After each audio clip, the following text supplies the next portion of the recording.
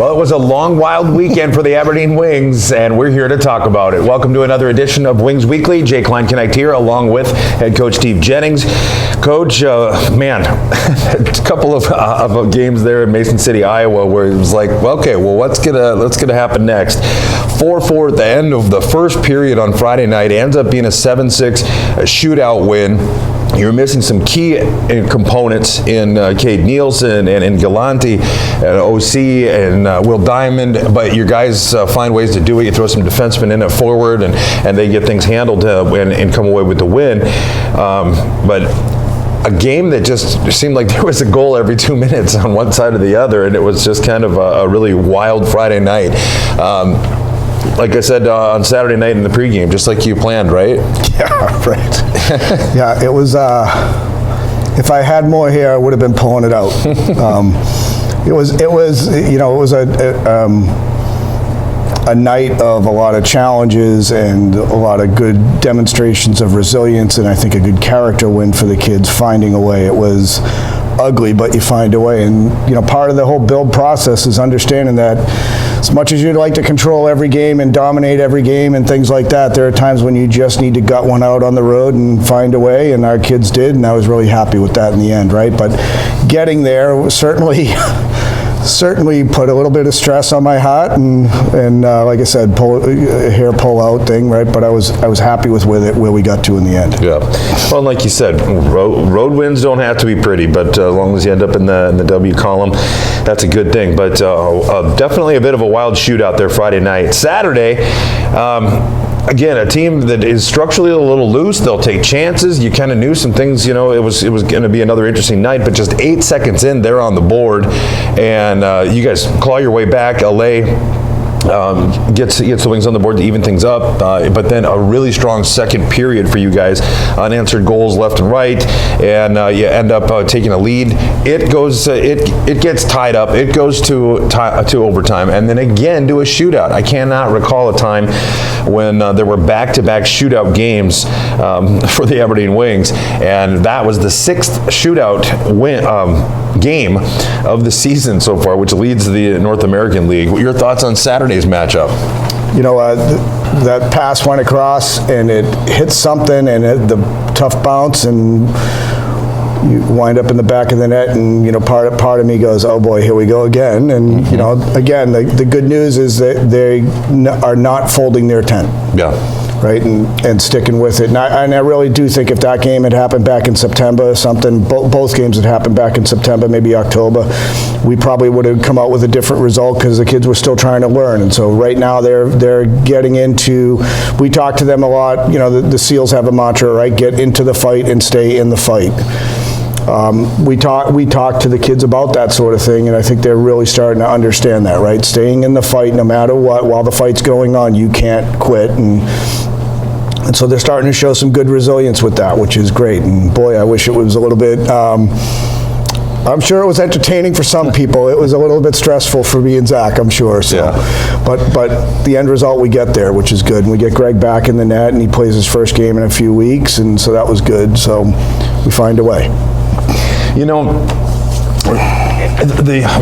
mentioning that goal 8 seconds in, there have been a handful of games this year, maybe more than I can recall, where the Wings have either scored inside the first minute or they have allowed a goal inside the first minute, and it can go either way. I mean, there's many times where you guys have been the ones to score really early in a hockey game. Yep. But again, it can go the other way too. What do you attribute that to? What do you think? What's creating that?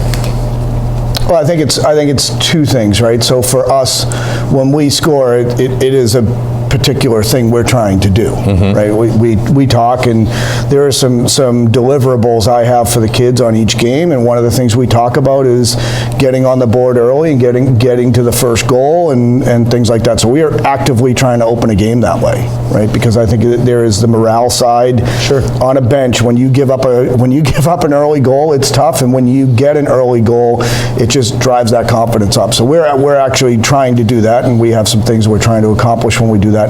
when it goes against us there, it's easy to say, oh, the kids are unprepared or they're lazy or whatever. They're not.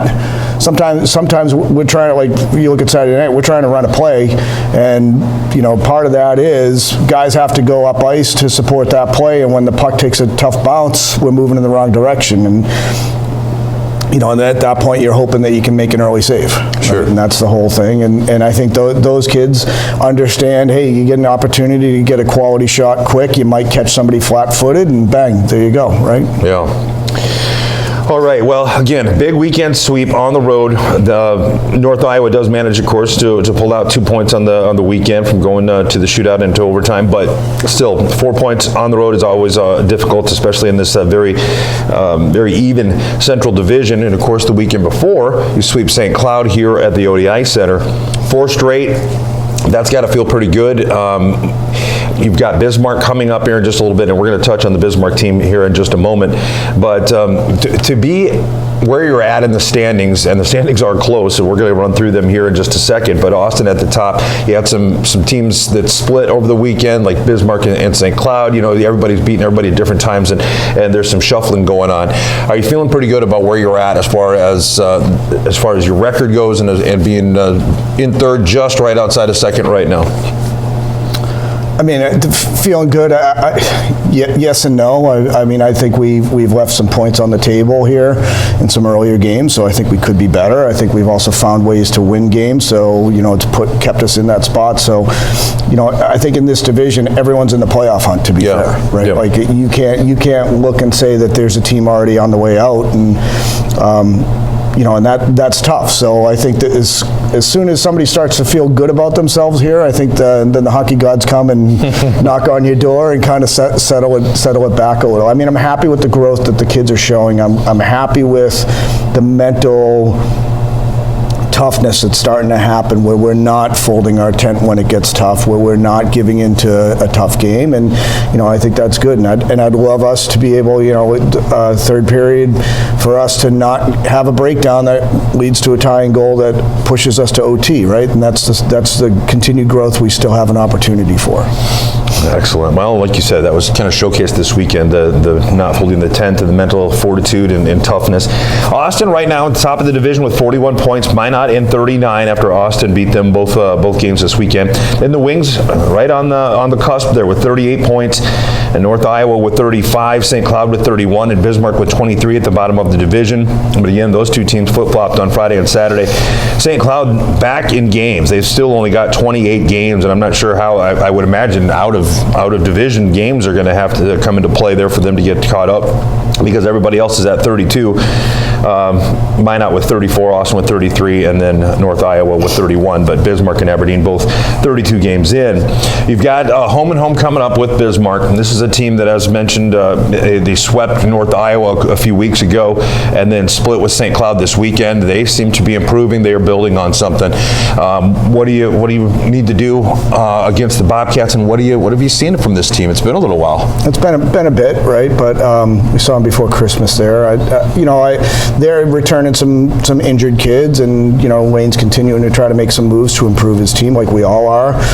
And I just think for them, I look at them, they're no less dangerous than every other team in the division, right? Mm-hmm. So this division this year for sure has shown you, if you take a period off or a night off, you're going to wind up getting beat. You can't fake it here, and that's great. That's the good part. I think I mentioned this last week, right? Like, we are all playing playoff hockey right now, which is great. So by the time playoffs come, the elevation that's going to be needed, I think, is already happening here in January, February, and will continue through March, right? So I think for him, it's for us and getting our the result we want here on Friday night. I think it's about us starting the right way, staying on our game, right, setting the tempo there. I think we should see some healthier kids back in the lineup here, so we'll have a more balanced lineup, which will definitely help with some energy and help us be, again, consistent top to bottom in the rotation, right, which is good. I mean, we had Parks Wallace playing left wing on Friday night and right wing on Saturday night, and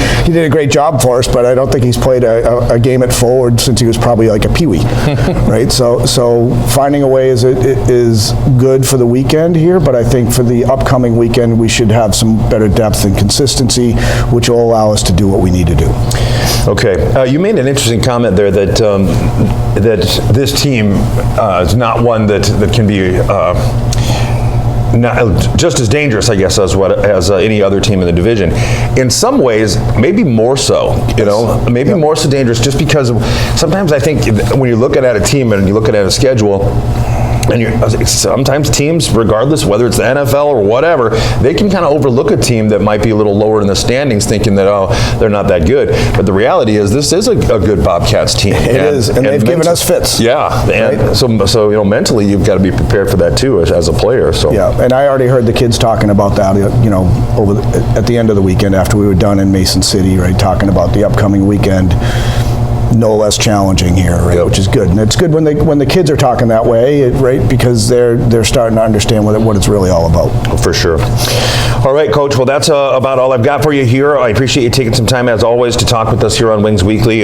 Congratulations on a weekend sweep on the road in Mason City, and good luck coming up against Bismarck. All right, thanks, Jay. All right, folks. We'll return with our second portion of Wings Weekly coming up after this. We raise the bar on bar food with sandwiches, tenders, and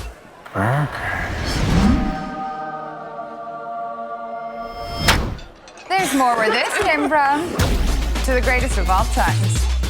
Wings Weekly continues on, and as usual, we've got a player joining us.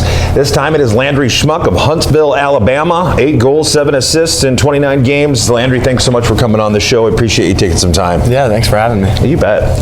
Well, I've got to start with all the generic questions. First, how did you get your hockey start? How young were you? How did those first steps kind of get going? Was there somebody in your family maybe that played that you wanted to or you were exposed to at an early age as far as the sport, or how did that happen? Yeah, so my brother started playing hockey, and I was probably about 1, and I wanted to try it. Started off with the mini sticks in the house, and loved going to the rink with my brother, and got into hockey that way, and loved it ever since. Excellent. It seems like that's usually the case. There's a family member or somebody, or in some cases I've heard of, where it's a neighbor or somebody, but there's usually someone that's instrumental in instilling the love of the sport. Well, you mentioned your brother. Tell us a little bit about your family. Do you have any, other siblings that are athletes, or what's your family like?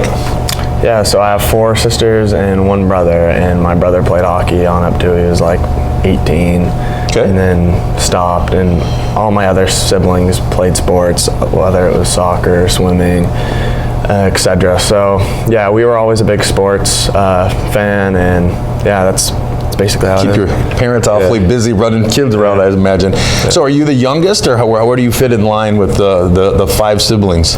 Yeah, so I'm the youngest of 6. So. Oh, 6? Yeah. Okay, 4, yeah. I guess you included. Yeah. Gotcha. All right. So you've got a built-in cheering section. That's pretty cool. All right. I wanted to ask you about your style of play. Like, at first view, I think people, look and you go, it's pretty clear that you have quick hands, quick feet. You skate well with the puck, and kind of a nifty player. Maybe some might say a little undersized. What would you say to that? What would you say your style is, and what would you say to someone that says that you're a little on the smaller side, but fast and skilled? Is that accurate, or do you think that you play pretty physical too? I agree with that. I know the coaches are trying to work on me with getting a little more physical in my game, but I agree with all those statements. I feel like I'm fast, quick, shifty with the puck, and I feel like I can shoot the puck too. So yeah, without I agree a doubt with those statements. What about who is the fastest on the team? Probably Jacob Bossy. Yeah? Yeah. Are you right there with them? Among the top? I'm close. Yeah? I'd say I'm close, but he's probably the fastest. Okay. I was going to say, from my perspective, it looks like you'd be at least top 5, so I figured I had to ask that. But okay. What do you like to do when you're not playing hockey or when you're not practicing or working out? What do you like to do when you're away from the rink? Any hobbies? Yeah, I like swimming a lot. Yeah? Yeah, like in the summer, whether it's golf, swimming. I do golf a lot, but I was a big swimmer. My mom was a swimmer. Okay. So in the summer, I would just swim a lot. And I did swim team from when I was like 6 on up till I was probably about 16. So I love swimming. And Huntsville's in the northern part of Alabama, so it's not like down on the coast or anything. Are you able to get down to the ocean and do some like swimming and stuff like that there? Yeah, so I'm about 5 hours from the beach. So I'm on the northern side of Huntsville, like you said. Yeah, we go to the beach here and there in the summers just to get away and, you know, spend some time with family. Excellent. Are you one of the guys that's a big gamer? Do you play a lot of video games? Yeah, so me, Owen Dubois, and Kyle Gaffney, we started on like Super Mario Bros. Okay. So we ordered a bunch of Super Mario games and we've been just crushing them out lately. So yeah, we've had fun with that too. Super Mario Bros. That's the old game. Yeah, I know. Yeah. Bring them back. Excellent. All right, I got to ask you about a guilty pleasure. Do you have anything that you like? Maybe it's a sugary coffee or whatever that you just love to have, and maybe you probably shouldn't, but something that you kind of treat yourself with, or maybe it's even a cheesy TV show that everyone hates but you just love. I don't know. Probably. I like ice cream. Yeah. I like a lot of ice cream, so probably stay away from that. But here and there, it's not bad. Oh, of course not. You gotta love ice cream. I mean, who doesn't love ice cream? Yeah. You're, I think, a communist if you don't like ice cream. Yeah. So anyway, moving forward here, what is something about you that may surprise people? I don't know. I can ride a unicycle. Okay. I was hoping that's what you would say. You can ride a unicycle. I can ride a unicycle. And I'm told that you can juggle too. Yeah, my sister was a juggler, so she kind of taught me how to juggle a little bit, and I'm okay. I can only juggle 3. I'm not that good. You're just cruising down the street on a unicycle juggling? No, I can't do them both at the same time. I can only do one at a time. Oh, you better work on that because your career as a circus clown is hinging on it. How did you get going in that? Okay, so you mentioned juggling, that your sister could juggle, and she taught you a few things. How about unicycle? Where does that come from?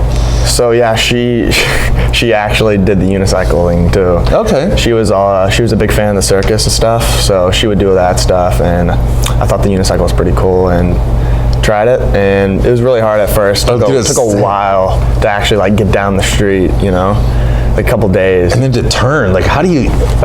Wow, that's tough. Yeah. So it took you a couple of days to kind of just, that actually seems quicker than I would have expected. I'm thinking weeks it would take to even be able to go, down the block. Oh, yeah. It's pretty tough. Yeah, that's a very interesting skill. I love that. That's cool. You ride a unicycle and juggle, however, not at the same time. No. All right. I asked this question last week, and I liked the answer that Carl's gave, and I thought, I'm gonna keep asking this question. Okay. You guys, as players, you're away from your family. You work your butt off. You're making sacrifices. Right. Mentally and emotionally, you're making sacrifices away from pets and family and friends and all those kinds of things. So you've given a lot to the sport of hockey, but what would you say hockey has given you? I would say it's taught me a lot. Like you said, mental strength. I don't really know. It's such a good sport. It brings joy to me, and I really like that. So I just love the game of hockey. Yeah. Well, I think to be able to do all of the things that you guys do, and the time, and away, like I said, away from family and stuff. If you didn't love it, that would make it a heck of a lot more difficult, I think. All right, so now we're moving forward to some goofy questions here for you. First off, what's your favorite food? If you had one food, what's your favorite food? Tacos. Tacos. Tacos, yeah. Great answer. Okay, now this is a second part question to this.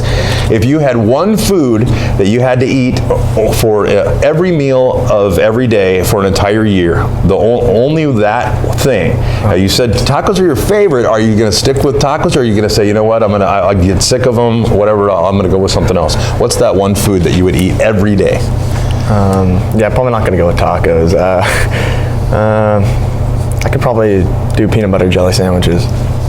Good answer. All right. Yeah. That's true because, you're not going to necessarily get bored with that, and it's not that's a good answer. Okay. How about this? Would you rather be able to travel in time backwards 100 years or go forward 100 years? Definitely go backwards 100 years. Really? Yeah. I didn't see that coming. How come? I don't know. I feel like I just want to restart hockey again. Love hockey. I thought for sure you'd be like, oh no, I want to see the flying cars in 100 years or something like that. That's cool. Love that. Want to go backwards. All right. Another question here. Would you rather live in a world where there is no crime whatsoever, or live in a world where there is no privacy whatsoever? Oh, this is tough. I was kind of hoping I'd hang you up here a little bit. Probably no crime. Yeah. I mean, it is a tough question. I'll be honest. A tough question. But I think if I were answering that, I'd go the same way. Yeah, I just feel like crime is just so bad these days.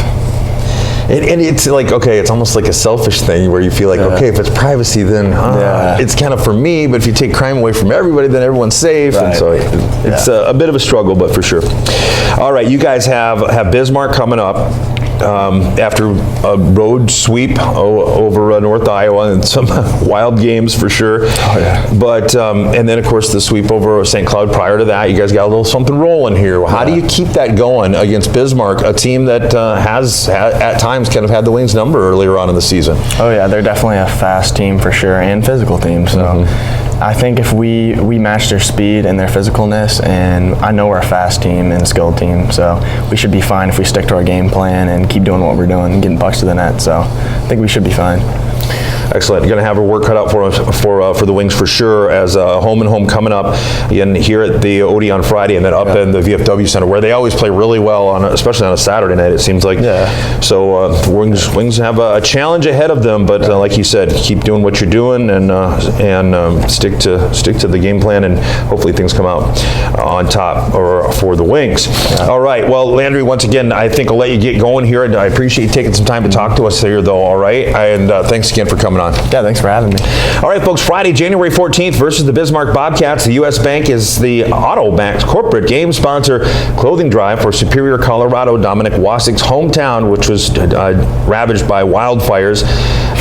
Bring a new or gently used article of clothing and receive a $5 ticket at the door. Again, that is on Friday. Aberdeen Hockey Termites will skate at first intermission. Doors open at 5:30 and the puck drops at 7:15. Get your tickets now at tickets.aberdeenwings.com. $10 general admission tickets are also on sale now at any of the 4 Sea Express locations in Aberdeen with additional purchase. On Saturday, January 15th, the Wings travel to Bismarck. Watch the action at Buffalo Wings and Rings in Aberdeen or HockeyTV.com. Listen on 94.1 The Rock, HubCityRadio.com, or The Rock app. 7:15 puck drop at Bismarck. That's what's scheduled. Don't forget, Wings Weekly is now a podcast. Find the audio for this season's episode on Spotify, Stitcher, or iHeartRadio. And for all the latest news and information on the Wings, visit AberdeenWings.com or follow us on Facebook, Twitter, and on Instagram. Corporate night sponsorships are still available for home games. Call Aaron at 605-380-5852 for more information. Once again, Landry Schmuck, Huntsville, Alabama. Thanks for coming on Wings Weekly. Yeah, thanks for having me. All right, folks, that'll do it for this week's Wings Weekly.